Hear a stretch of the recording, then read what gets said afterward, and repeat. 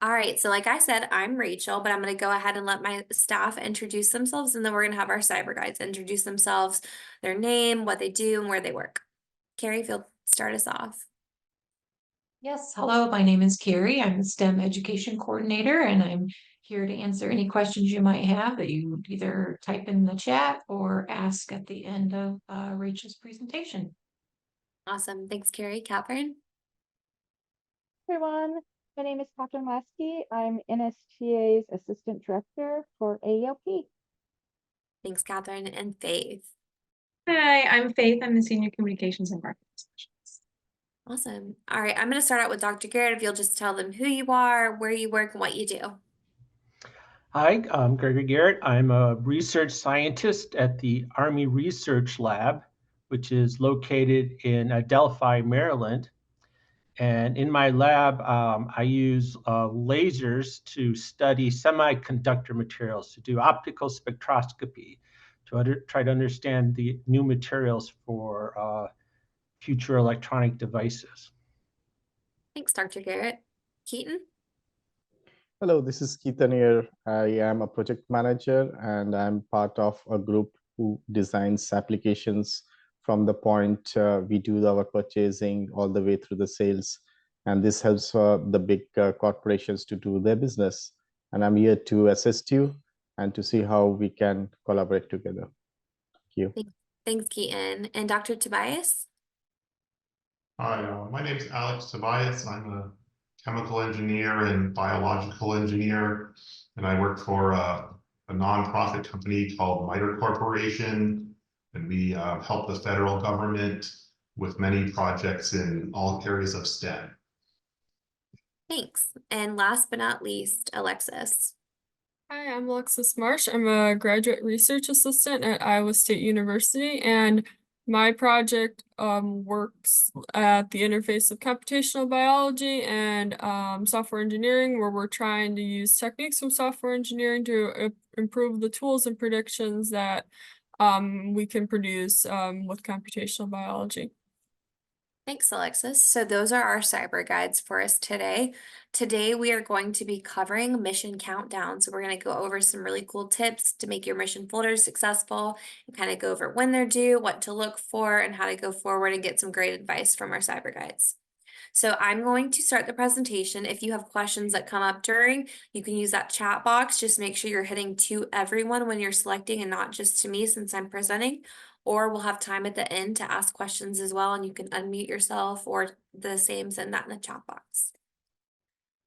All right, we are going to get started.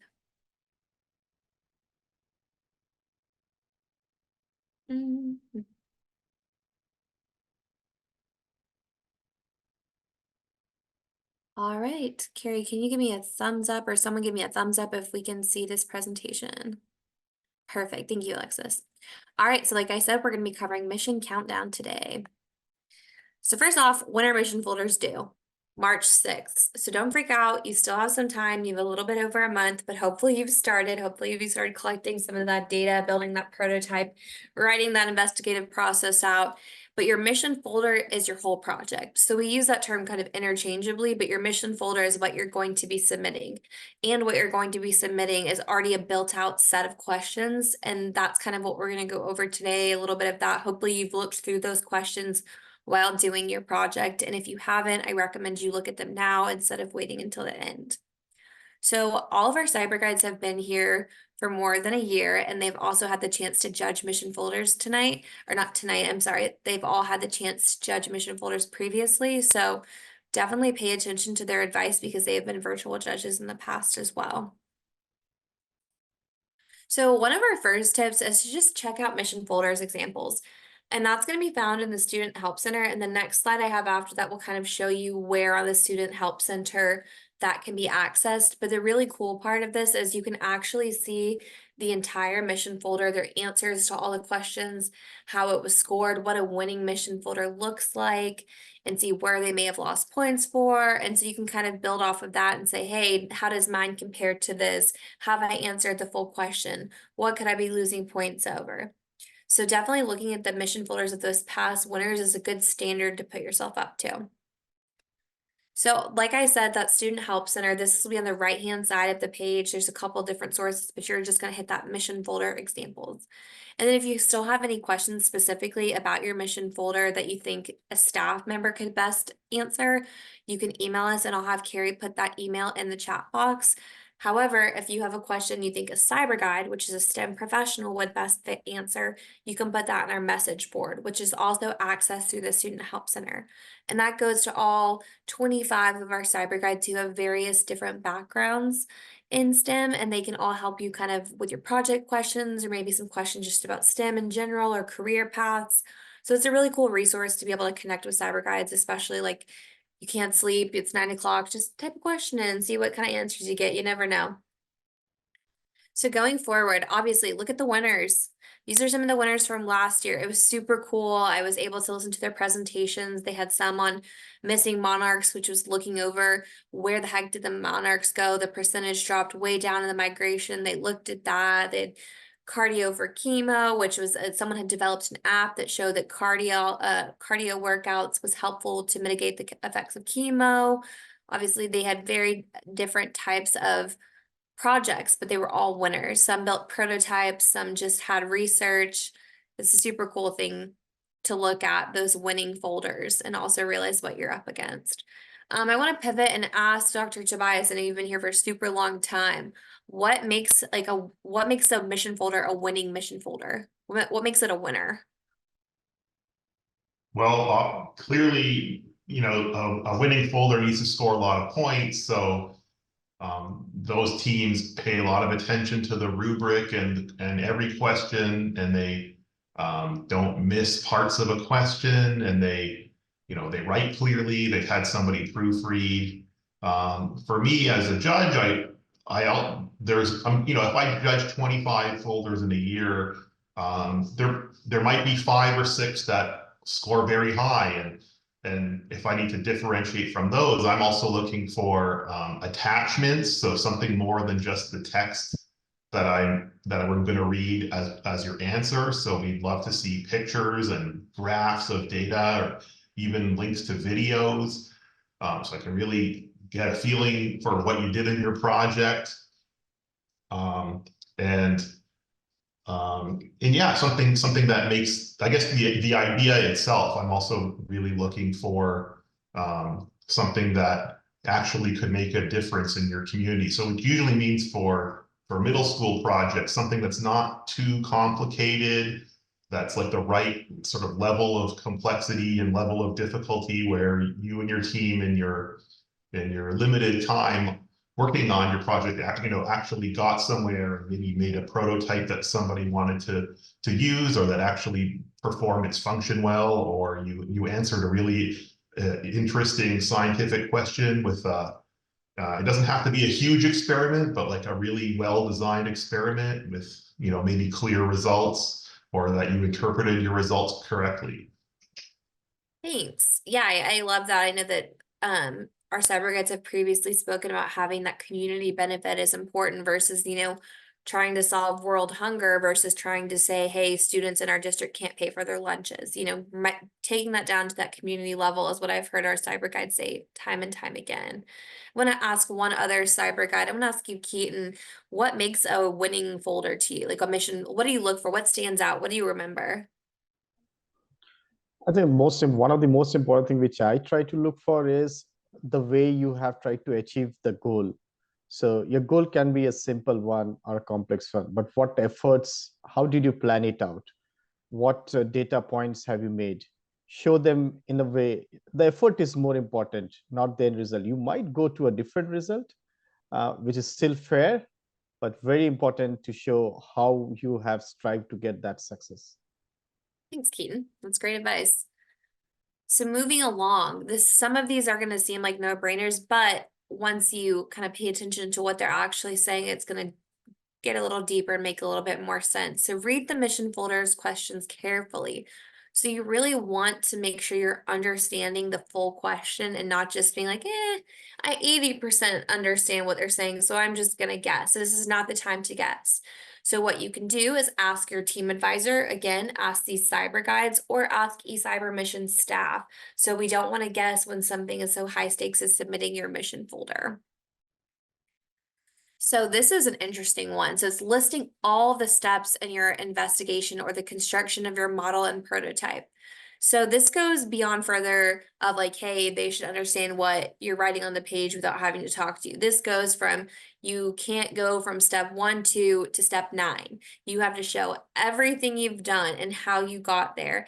And I know that Dr. Garrett and Alexis are great to help speak on this question because they both work in labs and kind of Alexis, how do you have experience just kind of explaining your process? Is it hard for you? Do you do every step? Like, what do you do?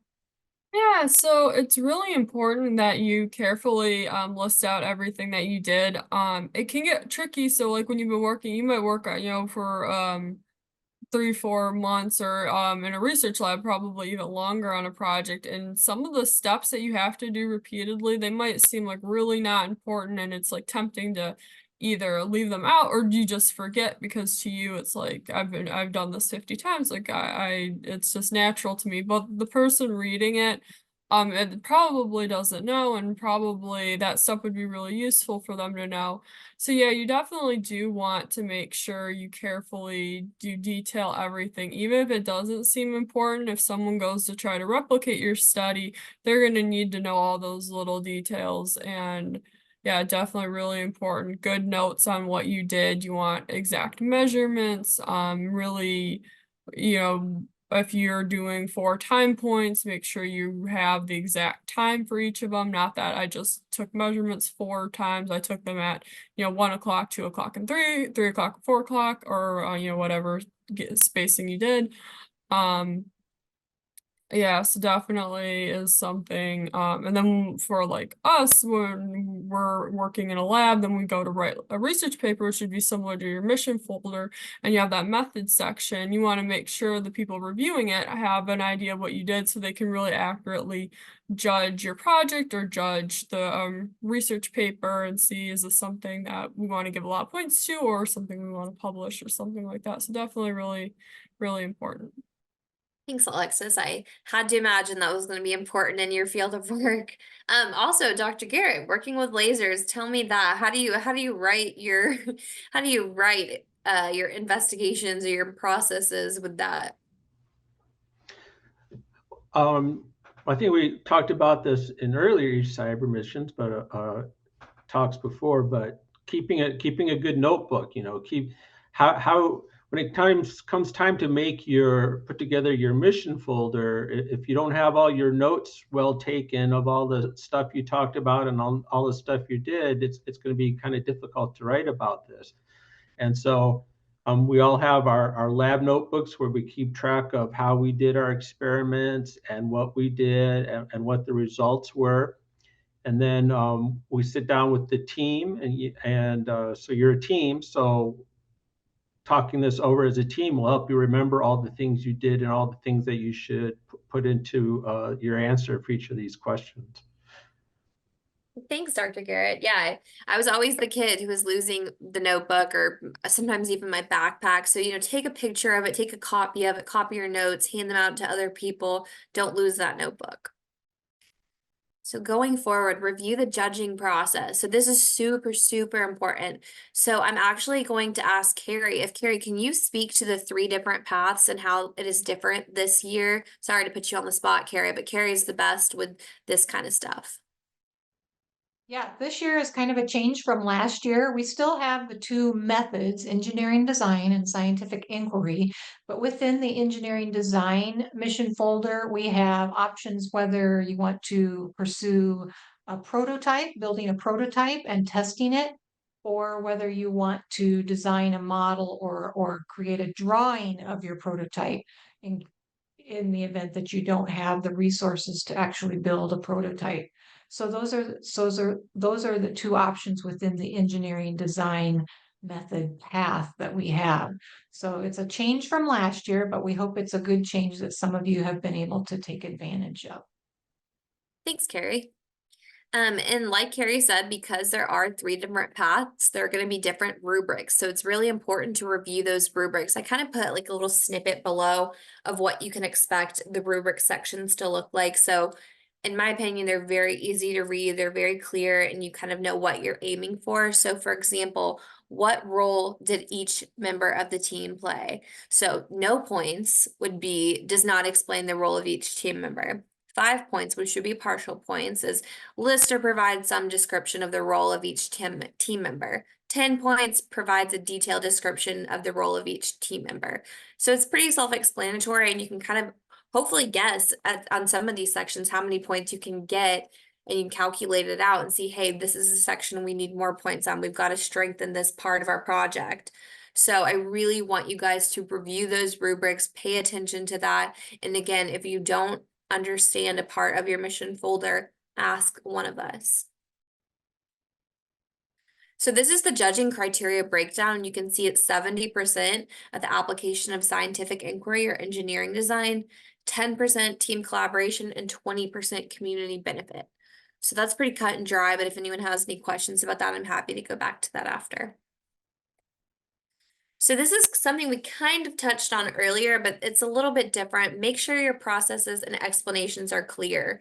So the biggest thing that this is saying is, say like I was doing a project with a friend and I just kind of thought everyone knew what my project was. I thought they knew all of the details. And so I wrote this kind of basic synopsis. Someone might read it and not understand what I was talking about. If I was using they said, they're like, well, who's they?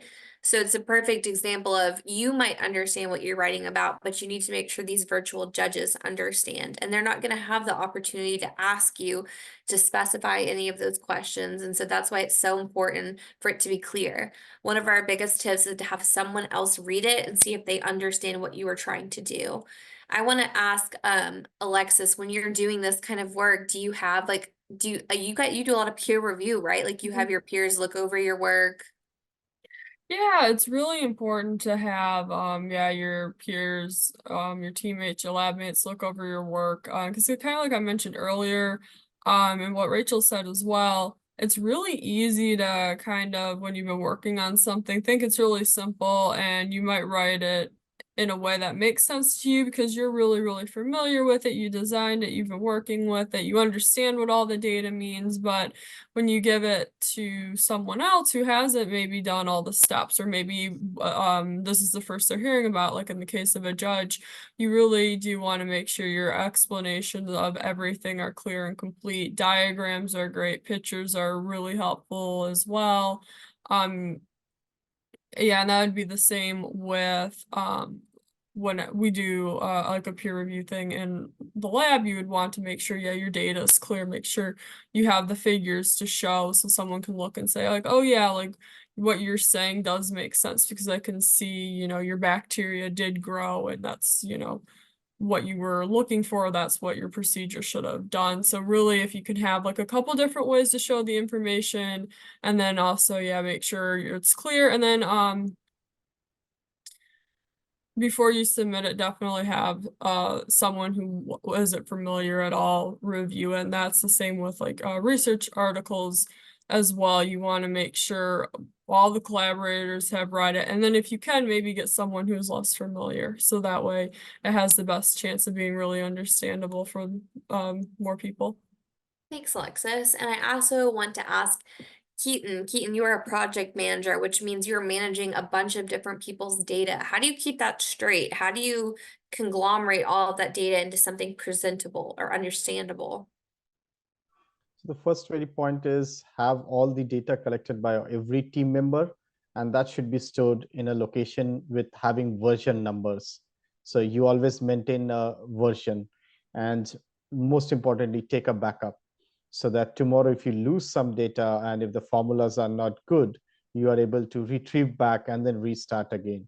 So that's something which is basics. And once you have the data, you have to ask yourself, to convince a judge or to convince someone else, how do I represent the data in a format? Keep it simple first, and then strive to put some diagrams on how the trend is showing. because there's a saying, a picture speaks 1,000 words. So your data will then take you towards your goal. Thanks, Keaton. I appreciate that. So moving along, edit, polish, and proofread. So this is super important. I definitely fall victim to this. I write my emails super quickly, and sometimes I'll look back and I'll be like, that's not even a word, Rachel. Where were you going with that? And there's certain things like that that you don't want to fall through the cracks and have mission folder points taken off. I know Dr. Garrett and Dr. Tobias, you've both been virtual judges before. Is there anything that either one of you could speak to that you see students lose points over, or you've taken points from students when judging? Either one of you. I know I'm putting you on the spot.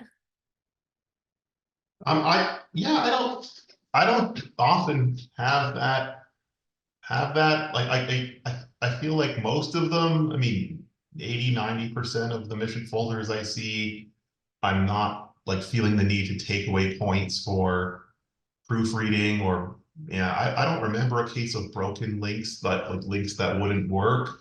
Sometimes people's answers are too short, and they didn't cover all of the question. I guess most of the ones I've seen probably did have good editing, as far as I remember. Good. I like that. That's a good positive answer. Students are doing great. Dr. Garrett, did you have anything to add to that? The main problem I also think is too short in answers. Make sure you write full and thoughtful sentences that express everything that you've done. And double checking your spelling, proofreading, yes. But Thanks. usually people do a pretty good job. Or if you're like me, the computer just fixes everything for you these days. That's me. When you hit that editor button on Word, it's like the editor scored 36 out of 100, and thank God the computer can help me get it together. But it's the same concept of sometimes you may write too short of an answer because it makes sense to you, it makes sense to your team, but these judges aren't there with you. So that's why it's better to give a little bit extra detail, give all of your facts, give everything you have to them, and they can sort through them. So moving along, just one of our last tips is to ensure your team answers all mission folders questions thoroughly, and that's really been brought home by our judges today. To make sure you review those rubrics, to make sure your team is comfortable and happy and feels good about their mission folder and submitting it. You really want to all be on the same page so that you think this is the finished product and you are proud to put your names on it. So going forward, I want to go ahead and open the floor to have any questions for our experts. It can be about your eCYBERMISSION project specifically. It can be about STEM advice or career advice in general. And we'll just take it there. You can drop it in the chat box, or you can unmute yourself, turn your camera on, whatever you want to do, and you can address it to our cyber guides.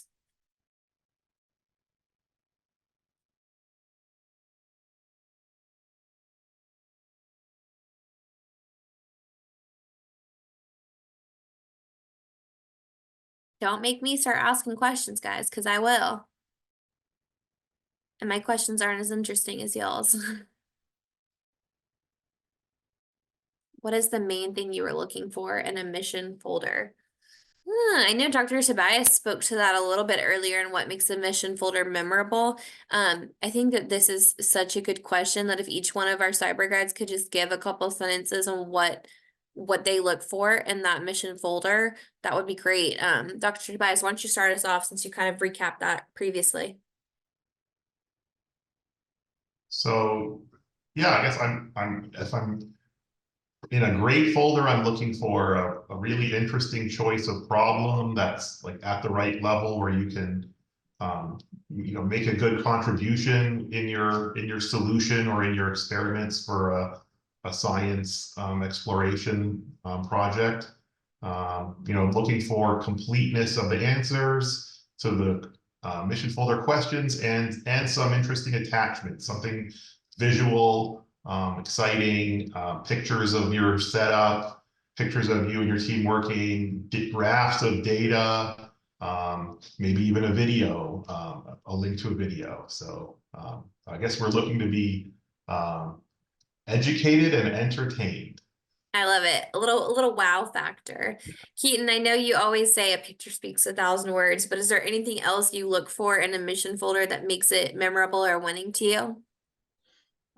The first thing is the introduction on what exactly we are trying to achieve. So if that is crisp and clear, and then it quickly, before we start reading, the graphs speak for themselves. The data comes up and the data speaks, where are we going? And at the end, when you try to conclude, you might have achieved your goal, you may not have achieved your goal, but do walk through the judge how you tried to achieve the goal and what all were your accomplishments, and some pictures from the beginning to the end. That would be another thing which is going to be very useful. Thanks, Keaton. Alexis, do you have anything that comes to mind? I agree with everything that's been said. Definitely a lot of pictures or videos or graphs are really helpful, and definitely, yeah, complete and thorough answers. I'd also say if when students are passionate about their projects, that also really shows through in their writing and in their attachments and everything. And that's something that we really like to see, and something that really can separate a good mission folder from a great mission folder. Thanks. I love that. I mean, good from great. That's really what you're going for, trying to be at the top, and everyone is super, super educated, and I love to see the passion come through, and that's what makes it special to me too. Dr. Garrett, take us home. Take us home. So we get these mission folders to judge. We can download like 3 of them or 4 of them at a time, and I can sit there and I can look. I can see, oh look, this one has a bunch of uploads, and this one has long answers, whereas this one has 1-sentence answers for everything. So I know this one's going to be boring. I'm just going to scoot down off this side, and the interesting ones probably can get a much better score. Yeah. And to be showing excitement in your work as Rachel said, is very important too. I tell the people on my team, like, we have to give presentations, and we're trying to get the people to give us money to do research and stuff. And so I always tell them, make sure you show excitement in what you're doing, because if you present that you're really bored in what you're doing, nobody's going to want to give you any money or give you a good score. Absolutely. I totally agree. I think passion and excitement in even everyday things is important, and it gets you further in life. So we have another question coming in. Specifically, I'm gonna have Carrie speak to the tech tips aspect of that. They were just asking what is the best way to attach a video. I'm not exactly sure off the top of my head which formatting types we allow. So if you would like to answer that part, and then I'll pivot to the cyber guides for the rest. So probably the best way to include a video, if you want to, it's not required by any means, but is to include a link to a video sharing site that is accessible by anyone. So you want to make sure that the restrictions on the video are accessible by public, probably, so that the virtual judges can access it and view it as well. But again, it's not necessary to have a video. Photos sometimes do a better job because you can show the different stages, and you can include captions and things like that and refer to them throughout your mission folder. So I hope that answers the question. If it doesn't, speak up or type in the chat, and I'll try to clarify. Are there any specific things that would be good to either take a video for or a picture? Let me ask our cyber guides that one, because that's a great question. So is there anything that you guys have previously like seen pictures of that you're like, oh, good, I wanted to know what this looked like, or a video of like, now it makes more sense? Has any of that stuck out to you, or when you're doing your own presentations, is there anything you always include? Any of our cyber guides can answer that one.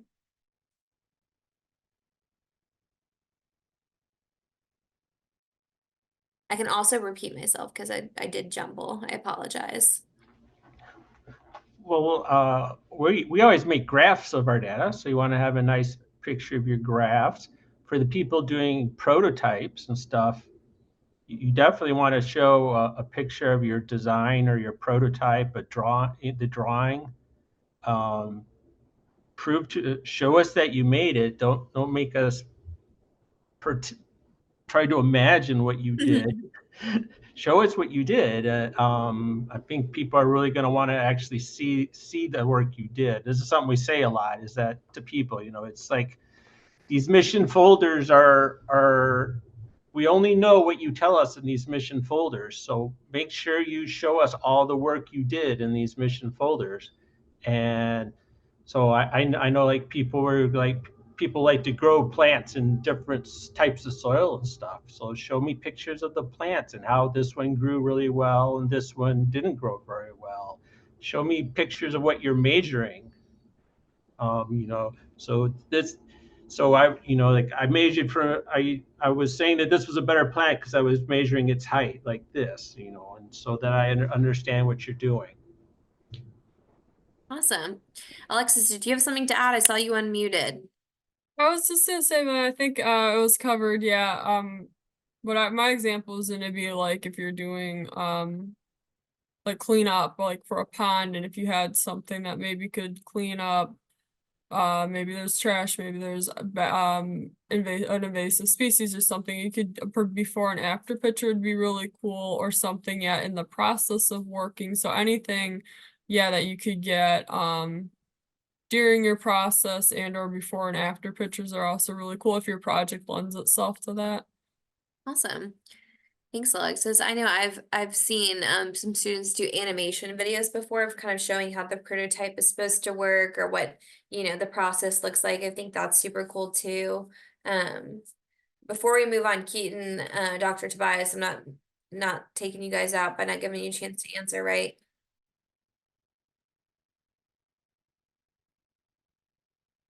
Yeah, the videos have been more rare, and I don't think a video is necessary unless maybe you made something that's really cool to see in action. I think some of the videos I've seen were made for other reasons, like the students did the same work for like a science fair or something else with their school or school district, and they had the video anyway, and so that's cool. I'll spend the time to watch it, but yeah, some kind of visual aid I think is pretty important. You don't see too many, scientific or engineering articles these days without some figure. Absolutely. Really helps. Thank you. So we have another question. We've kind of answered parts of this question. What do you look for when scoring projects? So we do want to direct you to go make sure you check out those rubrics online, because that's going to give you a really great breakdown of how the judges are going to score those mission folders. And also, if we think back to some of those pieces of advice judges came on what makes those mission folders memorable to them, judges have said thorough, nice, long answers, clear explanations, pictures, a wow factor, community benefit, showing those really concise data clearly on graphs.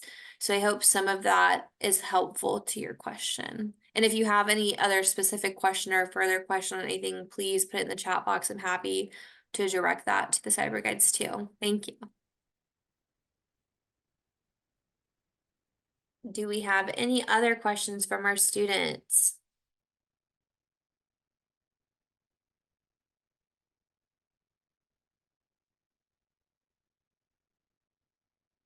Looks like we have someone unmuted. Oh, sorry, connecting to audio. I apologize.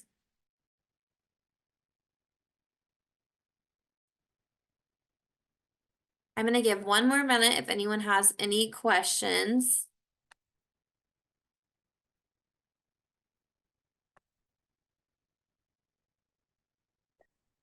Hello. Hi. Hey, my name is KB. I have sorry, we missed the timing. Our team is just joining. So this is the first time, we are joining a live chat. The team might have a couple of questions, Yeah. I'll give it a minute, for the teams to join. Absolutely. We can do that. And then I will let you know that this is being recorded. We've kind of already gone over all those meat and potatoes of our presentation, but Okay. we'll have that sent out too. It'll be on our YouTube channel. However, if any of your students have specific questions, like you said about the project, our CyberGuides would be happy to answer them, or any competition questions as well. Yeah, so I think, one of the questions we have is like, what is the likelihood of the date being extended? Because the team is actually like working on a project, and we might be cutting close. So Got it. I'm gonna veer to Carrie on that. Sure. We can't really tell you that right now. There have in the past had dates that the deadline has been extended, but I wouldn't count on it. I guess I would say the deadline is March 6th right now, and we want it to be March 6th unless we have some unforeseen circumstances. I guess that's the best I can do right now. got it. Thank you. Thanks. Lily, did you have a question? I know you turned your camera on, but if you don't, it's totally okay. No? Okay. I'm gonna give just a couple minutes.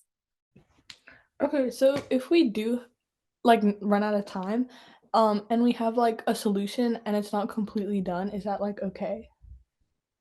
So I think I'll also let Carrie answer this and some of our other judges, but I think one of the things we discuss is that even if you have a hypothesis and it's proven incorrect, or you don't have, a complete prototype, everything that you're putting into that mission folder is still valuable. It's valuable for the next people trying to finish your prototype or complete. You definitely want to list all of those process and steps, but just because a prototype doesn't work, or your research isn't, your hypothesis isn't correct, does not mean that your mission folder is a failure. And I'm going to let Carrie expound on that. Yeah, I think the judges want to see, if you've made progress and at least your ideas maybe of your solution. That's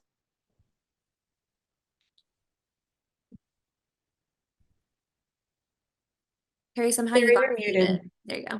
Yeah, I got muted, sorry. If you don't have a chance to, extend or test your prototype, or, include that, but maybe say how you were planning to, or give the steps to do that if you didn't have a chance to actually complete it.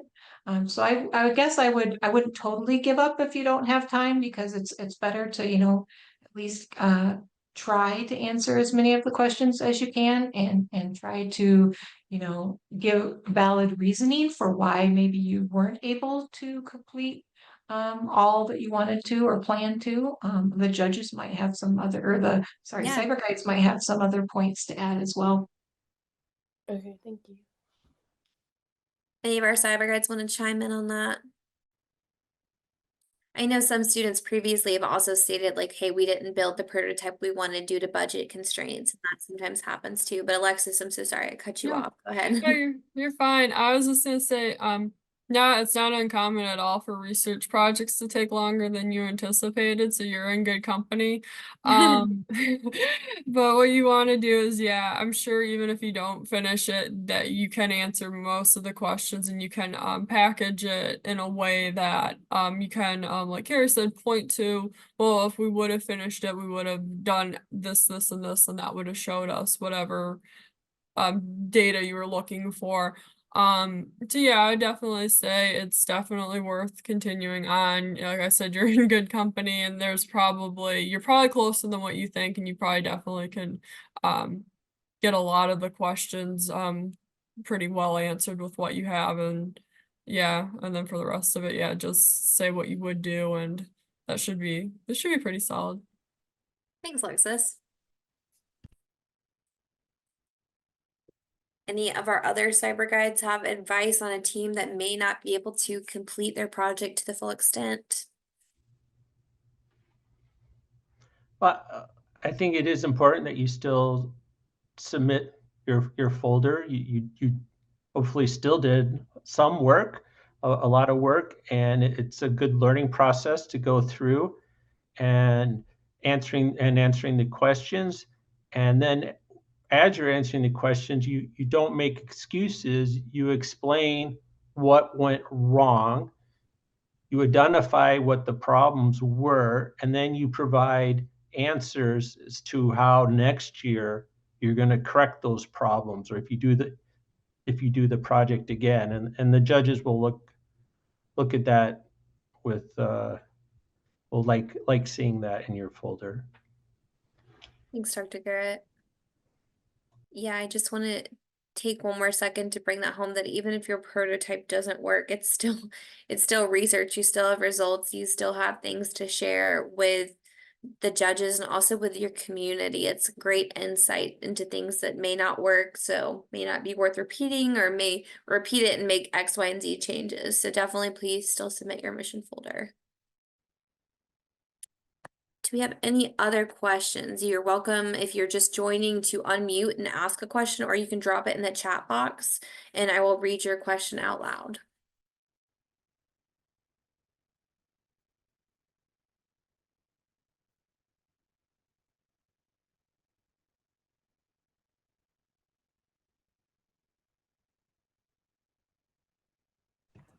If you were to like continue a project from a previous year, would you have to like state that you like done like experiments for this project, or would you have to like redo it?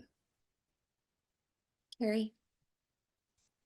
So are you saying that you are extending a project from a previous year and doing a different test or a different investigation? Or Yeah, so imagine if you had like an experiment from a previous year and your like hypothesis was wrong. Could you like expand on that? certainly you can, as long as you're not repeating, the very same thing you did in the previous year, you can. And you do need to provide, your previous, experiences and results in some form, so that the virtual judges know what you're building off of. But if you're extending something and not repeating it, that's acceptable. Expanding it. And I also just want you to also look at those eCYBERMISSION rules too, and that can answer some of your questions. That's found on our website, also in the Student Help Center. So you can look at that and kind of with a fine-tooth comb and look over some of that too. So we have another question that I'm probably going to tend to carry, if that's okay.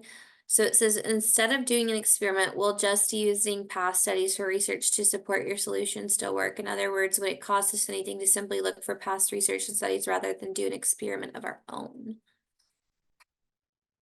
So the mission folder, if you're talking about the scientific inquiry mission folder, it does require you to perform an experiment or do your own unique research. So there is a section in the mission folder that asks you to research your problem and find, what's already been done, and that would be where you would include that information. But you would still need to, in order to complete the mission folder, do your own original investigation. CyberGuides you can add to that as well if you have other things.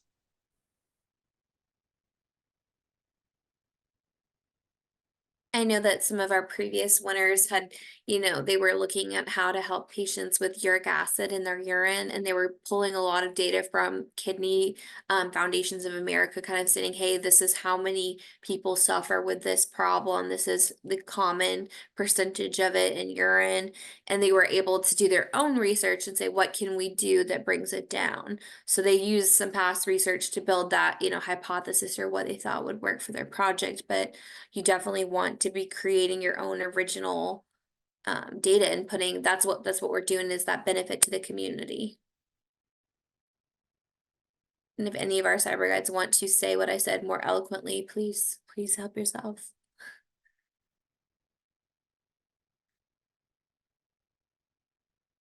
Okay. Do we have any more questions? You guys are asking great questions. Seriously, I'm very impressed with you all, and I'm excited to see your projects.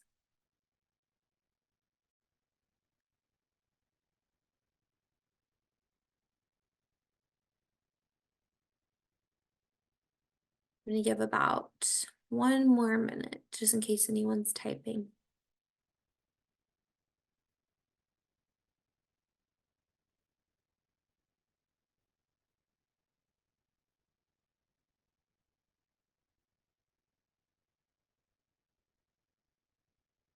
All right, so we are going to close tonight with one of my favorite things to do, which is get our cyber guides to each give you guys a piece of STEM advice. It can be about, what they think is important in STEM, what you guys should do if you want to pursue a career in STEM or just become passionate. So I'm going to have our cyber guides just give you that little snippet, and then we will go ahead and sign off for the night. Alexis, if you don't mind just give them a piece of STEM wisdom. Sure. So what I would say is pick something you're passionate about, try a lot of different things, and so you find something that you're really passionate about. And don't get scared off. Like maybe you really like a field and it's like more challenging than another field, still stick with it. STEM's hard for everybody. Everybody hits so like if you're hits sections where maybe they have to work harder to understand it, like take chemistry, you might have, organic chemistry, which they have their own way that they do experiments. You have analytical chemists, which have their own way to do experiments. You need to understand both, but, don't necessarily get scared off if you do hit a section that's harder for you. One, you might like work through it, that might end up being your favorite, or two, you can use that as a stepping stone and still stay in the same field, but work through that to get to a different section. So just, remember it is challenging. STEM is challenging. It's meant to be challenging. And even if you hit roadblocks, you can still don't feel alone like everybody does, and you can definitely work through it. Awesome. Thanks, Alexis. Dr. Tobias? Oh, I'm sorry, can you repeat?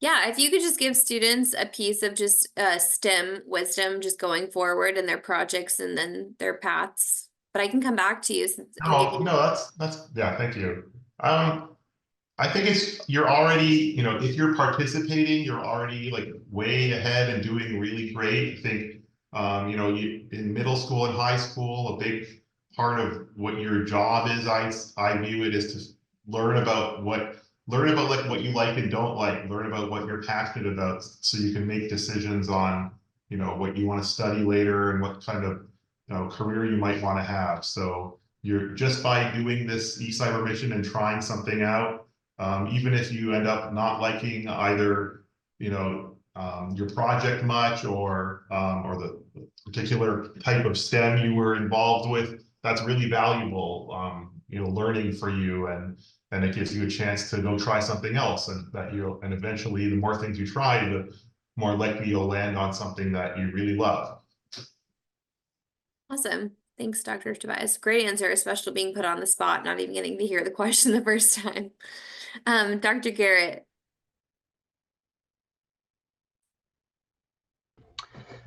Science, technology, engineering, math, right? STEM.